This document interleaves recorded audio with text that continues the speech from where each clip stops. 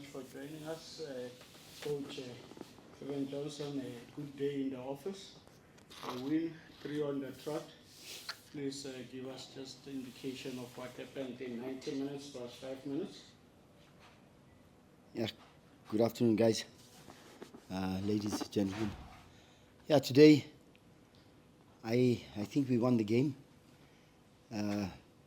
but we made too many errors for me in certain moments in the game where I thought we could have held the ball better. We could have gone further up the pitch with a lot more finesse, like we trained. But we tend to put ourselves under a lot of pressure. The first half, I think we did a little bit in the first 20 minutes. There was a lot of energy in the team. We had maybe 1 or 2, I think, clear chances where we should have scored. And then some of the plays in the first half as well, the decision making to shoot or to pass in between, and then we lose the ball. And of course, we know we're playing against a counter-attack team, and then they come at you. But in the second half, it was a lot more difficult because I think they missed 1 or 2. But be as it may be, we win the game, and we carry on. We try and fix up what happened, and hopefully able to get it right. Thank you, Coach. I see Velile is first to take a shot.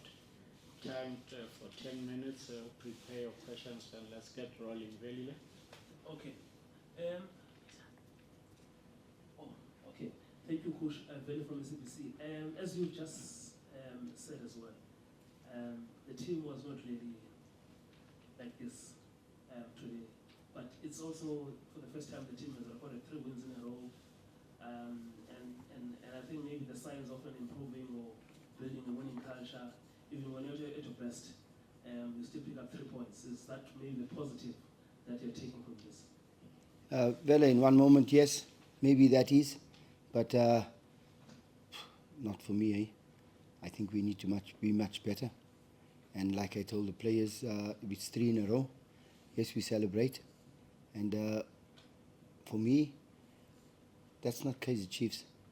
Yes, I might sound like I'm unhappy, but I have to be happy. But I'm also the leader of this team, and the leader has to take the responsibility of a lot of things.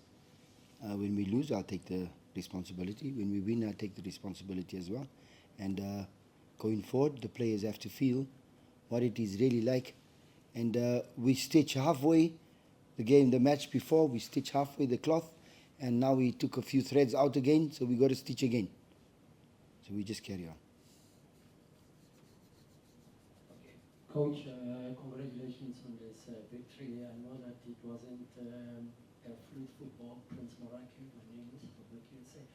The question is, Coach, are you happy with the fluidity in the team in terms of, playing in phases, because there seems to be a time where the midfield seems to hold on too long to the ball and not punishing the team on counters? Yeah, look, like I said to Vela, it's important that we identify quicker when to score the goals or when to push to have the action finished, and we need to get there. Today we had a little bit of not of a challenge, but we brought in Gonzalez, we brought in Castillo as starters, and maybe that could also change a little bit, but they've been playing. So we also brought in Solomons, we brought in Ash, we tried Ashley again to see how good he is going forward, but there was a couple of changes. We brought in Njabule where he normally is supposed to play. And I just thought maybe it's supposed to be right. At the training, it works. On the field, when there's a few thousand supporters behind you, it's not going like you want it to go. So, yeah, like I told Vele, we stitch the cloth halfway, and then we pull out a few stitches, and now we got to put those stitches back, plus put more. So we got our work cut out for us. Coach, congrats on the win. Just as some sort of a follow-up to Belinda's question, there are certain things that we see from a distance. They may look insignificant or small, but they may also be a pointer to something that may be right or wrong. I can give you an example. I mean, during halftime, I sat there and I watched the blood standing there just by the tunnel, and there was no agency to go back to the dressing room. I don't know what was going on there. During the match, the guys don't have a bite. They don't bully the opposition. They're too soft. Are these things that concerns you, and if at all they are concerning, and how do you fix them? Because I think you don't get a sense that Chiefs is playing at home against a team that is lying at the bottom of the rock. They are not bullying this opposition. You remember when the league started, people were bullying Chiefs. So, like I said, and that's exactly the cloth you talk about. It's we need to make sure that we get to that level, and getting to that level is major, major, major. It's going to take us a while to get to that level, where we know what we do. It's like, for example, Vele with his wife. He knows exactly if she goes left, he goes right, because he's going to get on the other side. And we know each other. My wife and I, we know how we move. We know what we do. And that is the cohesion that you need to have in a team with the magnitude as Kaizer Chiefs. And yeah, you spot it. I looked at it as well. We need to be that way. We need to get there. But to get there is difficult. Because like you say, or like I say, in the beginning of the season we were bullied as well. And now, after 3 games, maybe the bullying is a little bit over. Maybe we're going to get more confident. It's what we do on the training pitch. Coach Yuru Lekosha from Newsroom Africa. Coach, in one of your previous answers, you seem to get a pattern that at training, things work on the field. It doesn't come off the way that you see things or should be happening on the game day. When you see a pattern like that, Coach, do you then not ask yourself, maybe it's time to get an addition or two that can play or give you the results that you want? Maybe the personnel that you have just can't get your ideas across the line in a match situation. And in terms of recruitment, have you been given scope by the club? Have you had conversations about what you might need to continue this momentum after the AFCON break? At the moment, nothing. I don't want any players.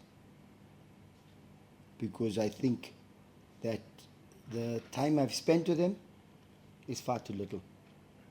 If I can change players over, how long am I here, Vele? It's 2 months. Did you say too long, Mr. Gleeson? I didn't say the word, sir. If there's any coach who can change the players over 2 months, then I eat my hat. So at the moment, yes, you are correct. There are some patterns that look like they work, but they're not working all the time. We need to make sure it's repetition after repetition in order to make them work so that they can be better players. And I said this before. You join Chiefs as a good player, and if you're the coach, then I should make you a better player. Mr. Gleeson, you had your hand up. Yes, sir. Can I ask about the injuries? I mean, obviously, there's some key players out, and particularly as a South African football fan, I'm worried about Tekwa. Will he make the Nations Cup? But can you give us a summary of who's back sooner rather than later? I cross my I's, cross my T's. Ox had a injury at training. Was it at training? Yeah. Yes. He hurt his ankle. Freak of an accident, and we sent him for x-rays and things like that. He came back, and according to the medical team, he has to stay out for a little bit. Whether he'll be back for AFCON or ready for the next game, I cannot say. Other than that, we have Titi, who's just had the operation on his shoulder and he's out recovering. We also have Aidan McCarthy, who also had a hernia operation, but he's also out recovering. And back is everybody. I think Keegan is he's probably 99.9% ready to play. Today you seen I tried Ashley a little bit, just so that we could see whether he has it. I haven't spoken to him yet, but it looked like he's come through. I think he came 15 minutes. He's come through that, so hopefully he's okay for the next game. Other than that, no one else, Mark. Kunika, Matlo, Oh, excuse me, sorry. Zita, they tramped on. No, Siteba's right as well. Siteba's 100% correct. He could make the team also. Zita, same day that Ox got injured, someone tramped on his toe at training. So he's right, he's coming. How far the toe is, it's not a major thing, but we took precaution with Zita. Matlo, Matlo, oh, yes, Matlo had a knee knock 2 weeks ago, and that hasn't recovered yet. So he's also 50-50, but George will probably not make the next game. thank you, Coach. I think the last two will go. I've seen many hands, but we'll take two and close. Thank you, Pravina. Coach, congratulations on the 3 points. Siasana here from Sunday World. Coach, for the past 3 games, I've noticed that you've gone with a consistent lineup and you've only made 2 changes, and those changes only came today. So can you say that you've now identified your best 11 since you've started with this group of players? Again, it's 2 months. We found something. Whether we found the diamond, yes or no, I'm not a magician, but we're working on it slowly. So I will not say that I found the best combination within the team as yet. I think they can be better. Coach, Lorenzo times, you've rightfully said you've worked there for 2 months. We've seen Gonzalez play 9 games, he hasn't scored yet. Saili's got 3 goals in 15 games this season, but there's so many times where this decision making is just questionable. You rightfully say it's a big club. Are these players good enough to play for Chiefs? I mean, what we've seen is questionable. And then secondly, the AFCON break, what do you guys as Chiefs plan to do with the players during a whole month of inactivity? Coach, hang on. Let's see if Velile wants so that Coach closes. That last question is covered. Coach Gonzalez and Saile. Yeah, Gonzalez, please God, bless him, so he can score goals. That's all I ask, because I think Saile has broken an egg. I think Ranga has broken an egg. Gonzalez hasn't broken the egg. And a lot of times, strikers are the same like goalkeepers. They are crazy people. And at the training, you score goals, they look good, they look well. And when they play against an opponent which you can only emulate up to a certain level, they tend not to find the back of the net, and that makes them frustrated. So, yeah, I hope that he's able to get his head scoring or his feet scoring, whatever they have to do, and maybe it will come better. But in all respect to him and to Saile, the South African game is not easy to adapt to, I believe, as a foreigner, especially when you speak French or you speak Spanish. It's really difficult for you to adapt to it, and that is one part that I find coaching in another country that I thought we as South Africans, or maybe we as we need to get a little bit more fluent in especially Spanish or French as individuals, and I blame myself for that as well, because when I'm a coach and I'm able to do that, then for sure my play will get better quicker. So I'm putting that as a little bit of an excuse, but they're both very good people, very good strikers. That's that part of the question, right? No, that's okay. And the last part was AFCON. AFCON. Oh, AFCON, we're going on a party, guys. Chairman bought the Mauritian bus and we're going on a party.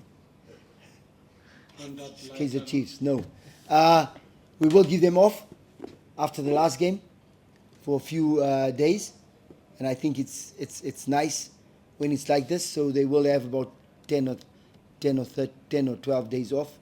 They'll come back. We'll go on a small mini pre-season camp, whereby we got a lot of things to do, as to showing them what not football is, but what football is under this banner that says Kaizer Chiefs.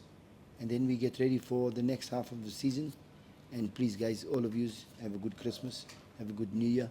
God bless you, and I hope I see you in the New Year. I hope you see me in the New Year, because you never know what lies around the corner. Okay?